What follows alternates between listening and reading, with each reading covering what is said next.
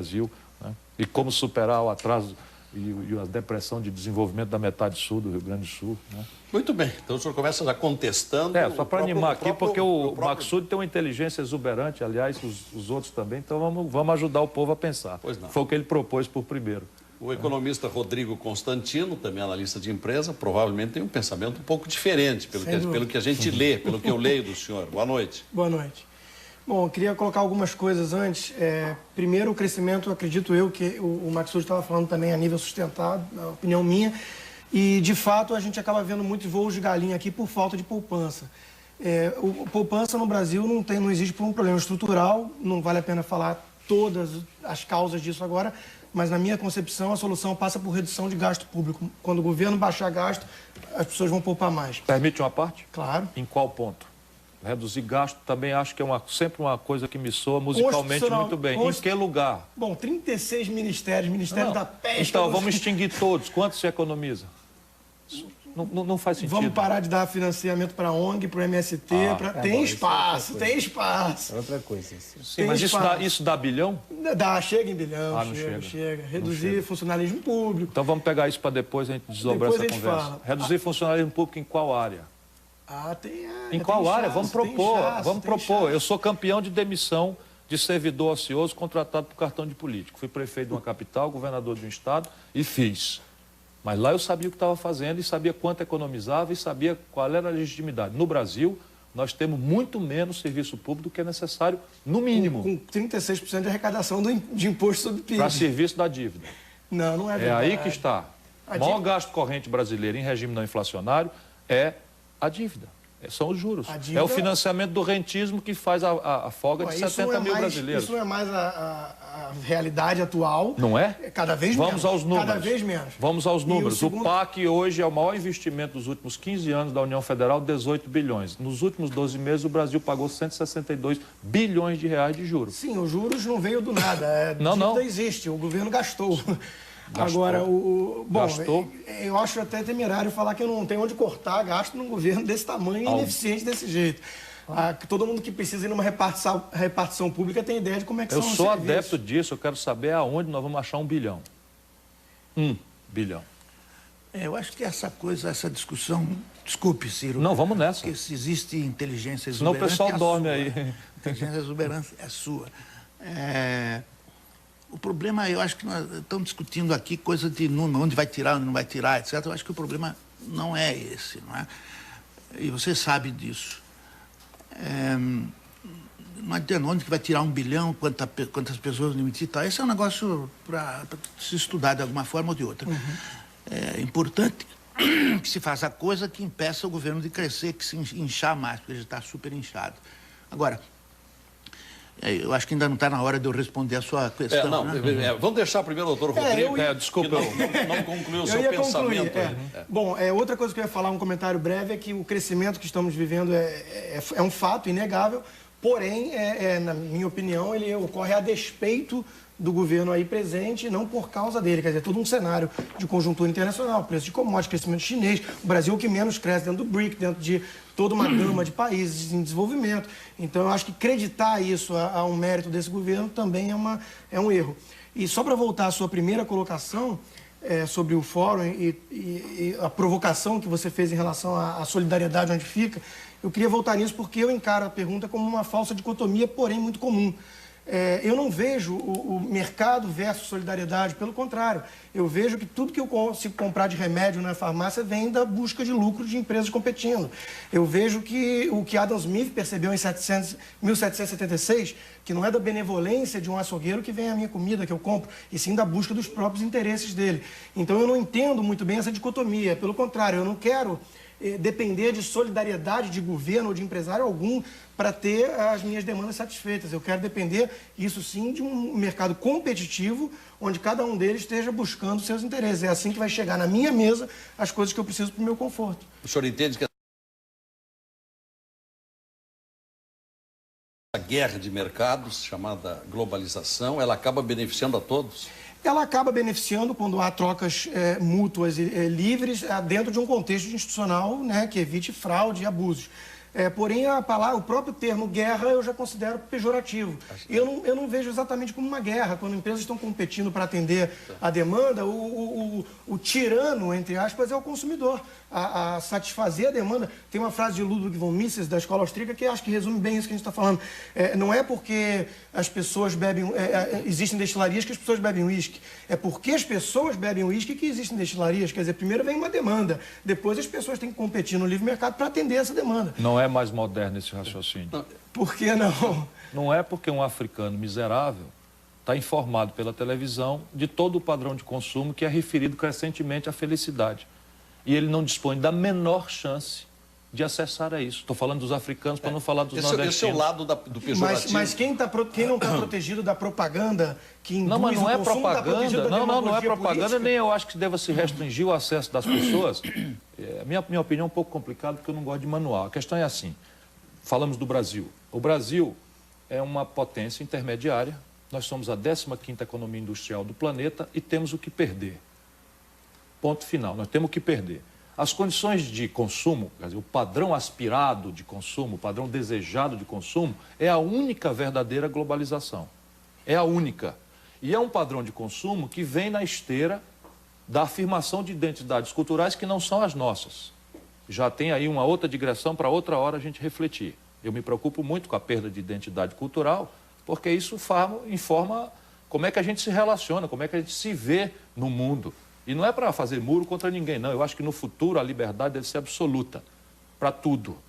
E o auto-juízo, o auto-arbítrio deve ser o grande juiz de todos. Porém, a verdade não é, nesse momento, assim. Por quê? Porque eu padronizo o padrão de consumo, eu digo a um jovem africano, um jovem chinês, um jovem brasileiro, um jovem indiano, quais são os elementos, até inconscientes, de felicidade, de aceitação pelo grupo, qual é a estética que ele deve ter, isso está padronizado. Mas as condições de produzir...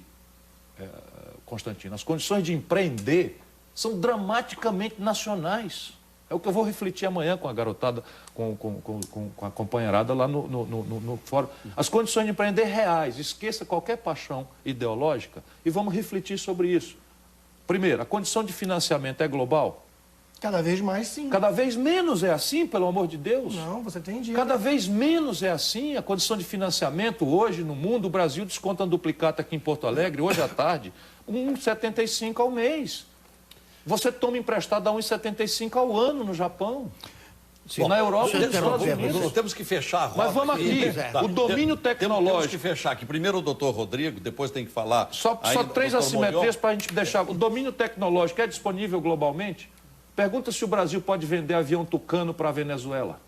Não vende o avião Tucano da Venezuela porque a estupidez da política externa norte-americana proíbe o Brasil de vender avião da Embraer para a Venezuela porque tem componentes tecnológicos embarcados no Tucano que o Brasil não produz. Esse é um aspecto negativo quando se fala em guerra de mercados.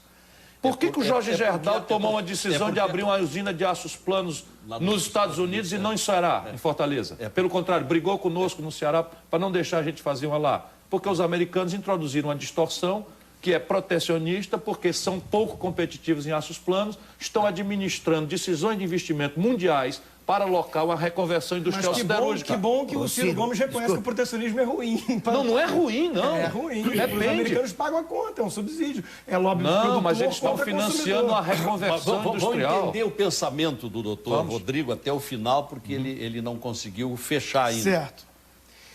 Bom, o que acontece?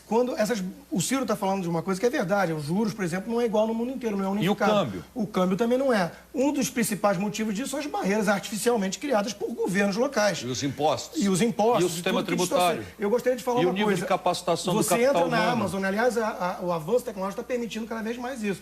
Você entra na Amazon, no site da Amazon, qualquer um pode entrar hoje, e procura por um computador novo da Sony, vai o padrão. $900 você compra em qualquer lugar dos Estados Unidos, chega no Brasil, custa R$5 mil. Isso é insumo, isso é produtividade. Eu quero entender por que eu tenho que pagar R$5 mil por algo que o americano muito mais rico paga $900. A culpa é do governo. Porque nós temos governo. Nós temos governo demais. Então, como é que você pode falar que a globalização é prejudicial nesse sentido? O que é prejudicial são as barreiras que não permitem chegar funding barato no Brasil através de venture capitals e hedge funds e empresas. Muito bem. O senhor vai começar o próximo bloco. O senhor foi muito entrecortado. E os Estados Unidos também têm governo, viu, Ciro? Por isso que eles fazem aquilo. O mundo inteiro tem governo. Claro, o mundo inteiro tem governo. Portanto, agora, não é possível que a gente esteja certo e o mundo inteiro errado. Mas a gente tem mais governo que o mundo todo. Não é verdade. Agora eu vou lhe deixar uma pergunta também. Não é verdade. Sabe quanto é a conta da guerra do Iraque? Sabe quanto é a conta? Já atualizada, $1 trilhão. Pois é, agora... Por aí. Bom, $1 trilhão. É que free market significa uma coisa para os Estados Unidos, para os americanos, sim, mas pendurado no para céu... nós outra coisa. Ah, claro. Agora, para nós incluir, doutor Rodrigo... É disso que eu estou tratando. Para começar daqui a pouquinho... Tem uma expressão assim, pendurado na brocha, né? O cara está pintando, você tira a escada e ele fica pendurado na brocha. Né? O senhor tocou muito de passagem a questão da capacitação. No Brasil, nós temos uma desigualdade de um abismo, né? Posso te dar um númerozinho? Estou ficando chato. Sabe quanto é a matrícula no ensino superior público brasileiro? 6 de cada 100 garotos de 18 a 25 anos. 6. Cuba tem 48, sabe? Doutrinados, né? Cuba não pode nem pensar. Peraí, doutor, não põe a palavra na minha boca. Estou falando o seguinte. Não, eu estou falando que são Cuba, doutrinados. um país miserável, que tem um regime deplorável, se quer que eu fale mal, Cuba consegue, num regime deplorável, numa economia ridícula, botar 48 de cada 100 dos seus garotos em nível superior. O Brasil bota 6. Bom, desculpe, Ciro. Olha, e acha que está gastando demais o Brasil. Ciro, pera um pouquinho. Tem governo demais. Ciro, você é muito inteligente, tudo, eu admiro, gosto de você, etc, etc, etc. Só que, por favor, não use comparação num país socialista... Não, então eu vou falar com a França. Tá bom, mesmo... Que aí dá 80. Aí o cara diz assim, mas a França também... Também é socialista. Agora, vamos dizer... A França é socialista também. Claro, você sabe disso. Bom, mas eu queria deixar uma pergunta... Eu sou socialista. Não, deixa eu terminar a frase apenas. Termine. No socialismo não existe o sinal de preços do mercado, não existe. Impede cálculo racional. Então, lá na China, hoje estamos falando aí mesmo aí no fórum, né? Os chineses estão vindo aí brutalmente, porque eles não têm encargos sociais, não tem isso, não tem nada, eles não têm salários, os salários são ínfimos, né? Quase gratuitos, porque existe escravos, são escravos. Agora, um dia eles vão passar a ter salário e um dia vão ter mais dificuldade para coisa. Mas hoje não tem. Em Cuba não existe preço. O sinal de preços do mercado não existe num país socialista. No socialismo não existe esse troço que nós chamamos de preço. Cubano, não. Em relação à desigualdade, eu colocaria só uma coisa. Primeiro, eu não vejo nada nenhum problema em si com a desigualdade, no sentido de que a riqueza não é um bolo fixo, não é um jogo de soma zero.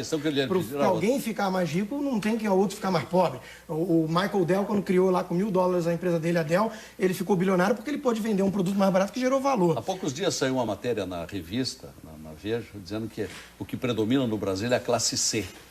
Ora, isso é muito pouco. A nossa gente tem pouca capacitação para o trabalho. Então, se não consegue alcançar, acompanhar a evolução dos mais adiantados, o que vai acontecendo com a nossa gente? Caindo na marginalidade ou na criminalidade, certo, que é o que está acontecendo em grande número. Faltou oportunidade de emprego. Doutor Molion, o senhor é do ramo da climatologia, meio ambiente, e tudo isso tem a ver com economia. Boa noite.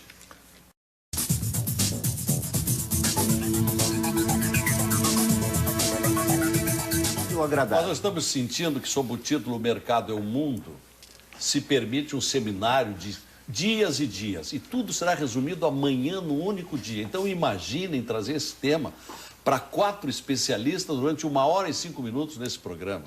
Nós vamos ficar aqui com manchetes, com pronunciamentos telegráficos, porque quase não dá para aprofundar. Mas, recomeçando com o doutor Rodrigo Constantino, que é economista, eu prometo que não interrompo. Vamos inserir um pouco mais o Brasil nesse grande debate.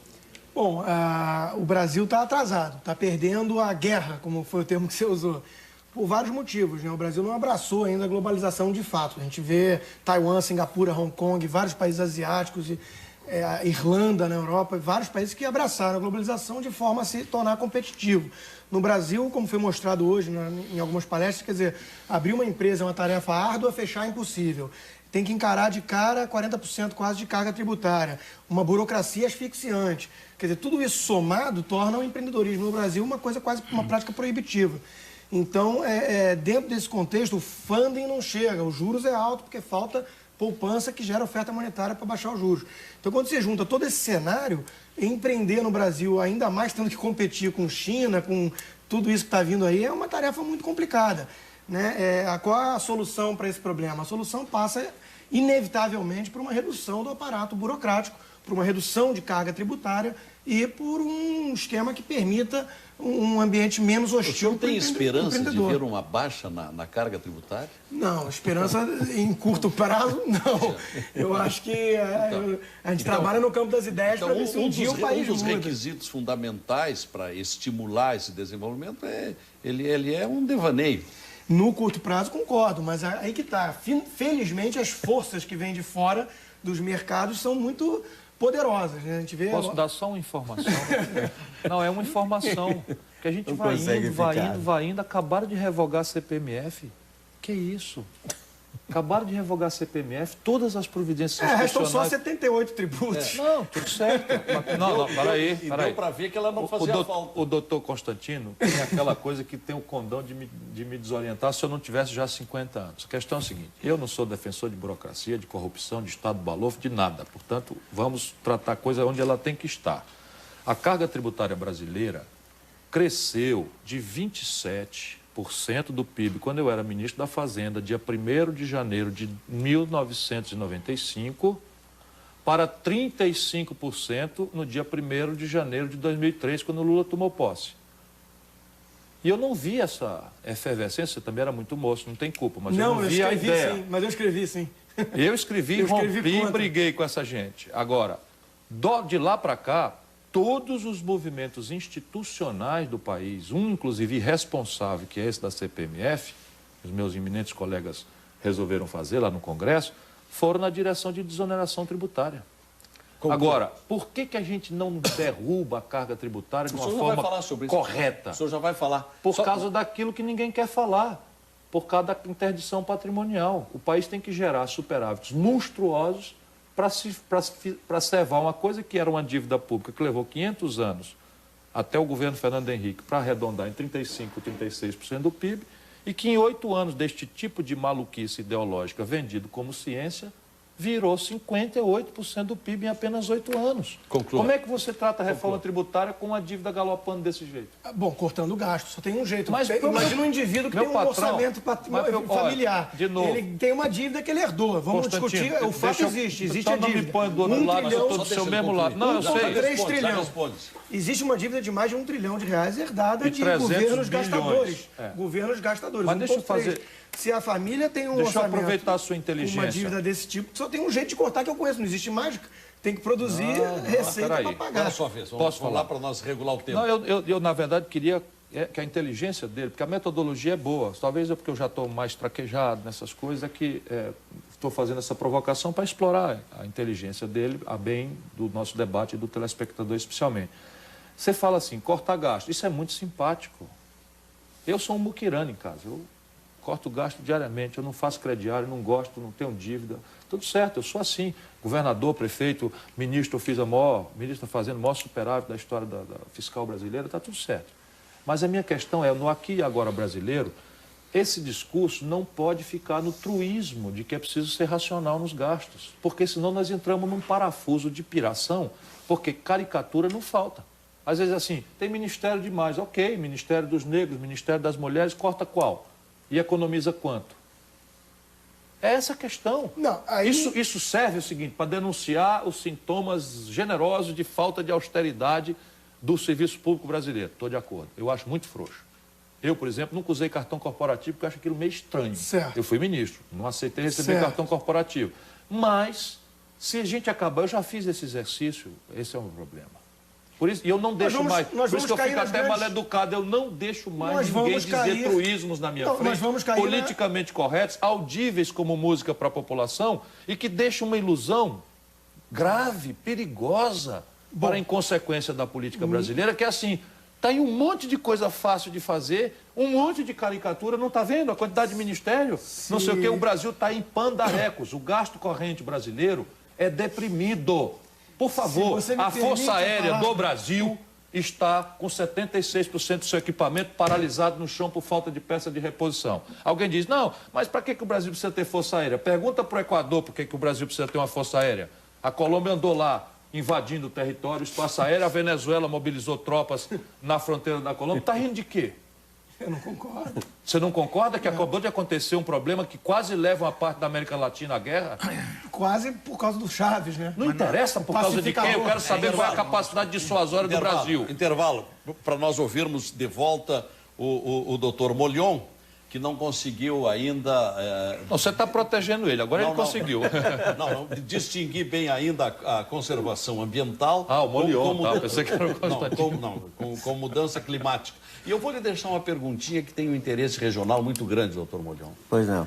Nós estamos tendo um debate muito acirrado aqui no Estado, em função da vinda de 3 chamadas empresas papeleiras, isto é, que plantam para produzir celulose e estão querendo plantar bastante eucalipto na metade sul.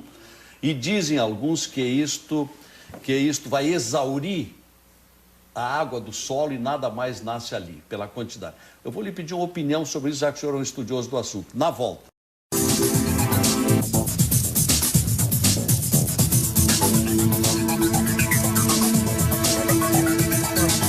O mercado é o mundo, nós transformamos em pergunta o que o Fórum da Liberdade torna como afirmativa. E aqui nós vimos no programa que, de fato, o mercado é o mundo, aqui para este lado, e não é bem assim para esse lado. Tá? Chegamos à conclusão. Agora, vamos às conclusões. Deputado Ciro Gomes, muitas ideias foram lançadas, vamos ver como é que dá para concentrar nesse arremate. A questão para mim é o seguinte, há 2 planos. Uma reflexão sobre o mundanismo e as vulgaridades da governança brasileira não resiste, e eu não vou ficar aqui de defensor disso. Nós estamos aqui num debate que pretende montar aí uma concepção de economia política. E eu não conheço, pode ter a maior diversidade institucional, fruto da variedade cultural da humanidade, não conheço nenhum experimento exitoso de desenvolvimento no planeta que não tenha por detrás de si alguns fenômenos. O Henri Maxud, como brilho de sempre, destacou: sólido nível interno de poupança. A única exceção é a Norte América, que tem poupança zero e se desenvolve assim mesmo desde o pós-guerra por uma atipia. Imprime o dólar, que é reserva de valor, que não se realiza lá, o que seria a maior hiperinflação do mundo. Segundo, sólida coordenação estratégica entre um Estado empoderado com um empreendedorismo ativo. Aí você diz, mas na América, todo o protagonismo norte-americano, passei um período estudando lá, é esse encontro entre o empreendedor individual e a coordenação estratégica do governo norte-americano. Por que a América é a locomotiva da tecnologia do mundo? Por causa da encomenda aeroespacial e militar feita a trilhões de dólares pelo governo americano. E por que o aço americano agora está passando um processo de reconversão? Porque o governo americano, desde o Reagan, que era ultraconservador na retórica, thatcherista, chamou lá uma reunião que eu conheço, as atas, em Camp David, e perguntou por que estamos perdendo a batalha para os japoneses. E dali saiu uma coordenação que mexeu com o horário de criança na escola para estudar matemática, até os padrões do motor de 4 cilindros dos Estados Unidos, para mudar um padrão. E o terceiro movimento é um sólido investimento em gente. Só há explicação possível na imensa diversidade institucional do planeta nesses 3 paradigmas. O Brasil está melhorando nos seus fundamentos de poupança, mas não é sustentável. Temos que consertar a previdência social e fundar entre nós um regime de poupança de longo prazo que se vincule ao investimento de longo prazo. Isto é uma tarefa praticável no Brasil, mas não é cortando gasto nem transformando o trabalho numa mercadoria sujeita à lei da oferta e da procura, porque gente não é bode para você fazer isso, na minha opinião. Segundo, reformar o sistema de tributos não significa dizer reduzir carga tributária, como irresponsavelmente se fez agora, e está aí o Rio de Janeiro com 55 mil casos de epidemia de dengue, 67 mortes, e os postos de saúde abrindo às 8 da manhã e fechando às 5 da tarde. E aí o juiz dá uma ordem para abrir de noite e diz, não tem um médico. E o cara diz que tem gasto corrente demais. E os professores mal remunerados dando uma educação imprestável para a esmagadora maioria das crianças. Verba da saúde exatamente agora? Cortou agora, vai cortar pesado. Pois é, mas... Vai cortar pesado porque tiraram 40 bilhões. Poderia cortar? Sim, meu companheiro, o problema é que não há almoço de graça. Não tem almoço de graça. Sim, mas deve haver, se tu quer fazer graça com os pagadores de CPMF e tira 40 bilhões, aí tu tem uns problemas. Por exemplo, pode atrasar a folha de pagamento do funcionalismo? Não pode. Lavar a primeira despesa. Pode não pagar os aposentados e pensionistas? Não. Já vá a segunda despesa. Pode cortar o Bolsa Família? Nós achamos que não, porque é o prato de comida que tem 11 milhões de famílias e mais nada. Isso é um programa de segurança alimentar. Terceiro, quarto, Pode cortar o investimento? Se cortar tudo, não corta nada, senão 18 bilhões de dólares. Vai cortar onde? Na difusa despesa da saúde. Cansei de avisar, vai acontecer. Agora, o Estado brasileiro é raquítico? Doutor Constantino. Não, o Estado brasileiro não é raquítico, por favor. Não ponha a palavra na minha boca. Não, eu estou concluindo. O que eu só digo é o seguinte, a Suécia, a Dinamarca, a Noruega são países de altíssimo desenvolvimento humano, onde o Estado é 2 vezes o tamanho do Estado brasileiro. Doutor Rodrigo Constantino, sua vez. O índice de liberdade econômica mostra que esses países escandinavos são muito mais livres que o Brasil. Eu queria falar... Uma carga tributária de 54% do PIB.